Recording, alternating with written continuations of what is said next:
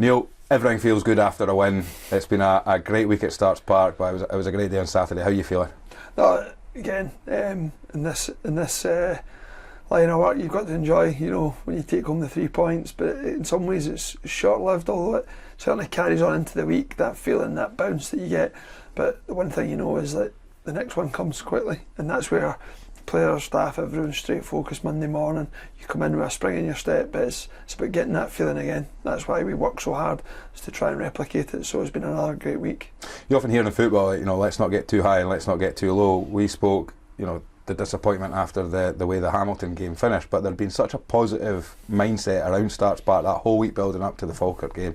But then how do you control that and not let everyone get too carried away after a good win against Falkirk to try and keep focused on the task in hand? Well, I think that's a big part of my job, and I think this week we've been pushing the players, again, regardless of win, lose, draw, all you can do is control, come in, let's get better.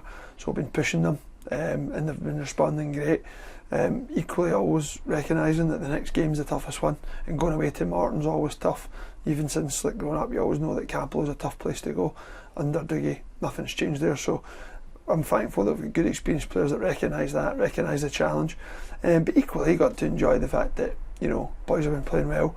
We want to build on that, so it's the balance of confidence, not complacency, and going and ready to meet this challenge head on. Absolutely, and of course I've often found myself saying who'd be a football manager when you have to deal with quite a lot of the different things, the difficulties of players coming and going and injuries, but something that's been really positive this week is we've had so many players returning back as well. Yeah, I think I look at the options that we were able to bring onto the pitch last Saturday. You see the reaction Bruni got, absolutely well deserved, because he's a huge part of our team.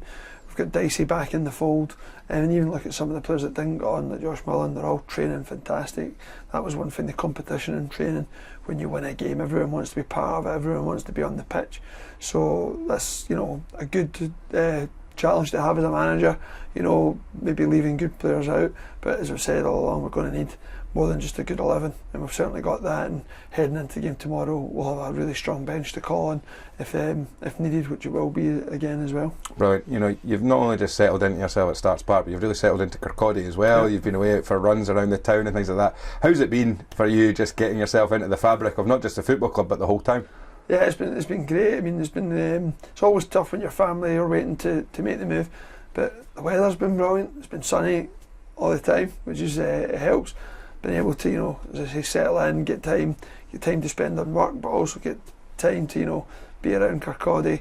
It was great the other night.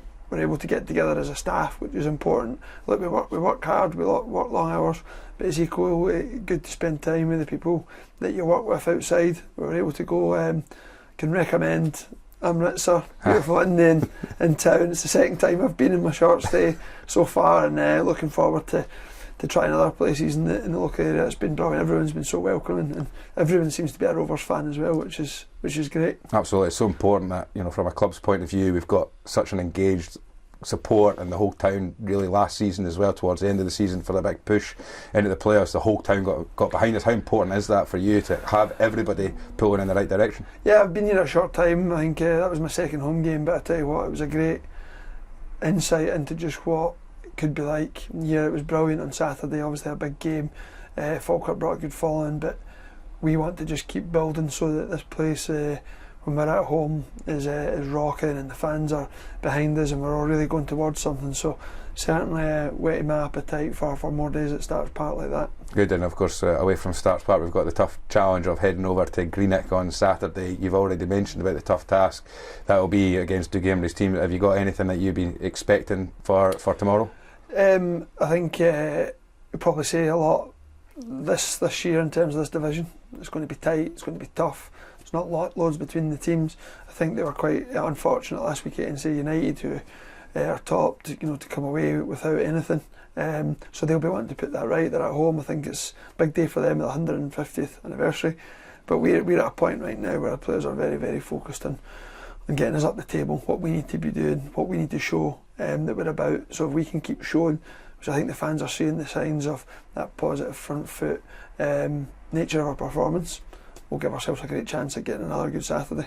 You mentioned about the importance of the supporters here last Saturday against Falkirk. How important is it when the guys are walking out tomorrow at Capello, there'll be that pocket of Raith Rovers supporters being nice and noisy to get behind the boys. Yeah, I mean, look, as a fan, winning's great, but you know, those ones away from home, always a bit special, generally tend to be nice and loud, and we'll hear them, and hopefully we're going to give them plenty to shout about. So hoping for everyone that makes the trip. There's nothing greater than, you know, being able to celebrate with your away fan, you know, after a special away win. Brilliant. Well, here's hoping. Thanks very much, Neil. Good. Thanks, Cheers. Graham. Cheers.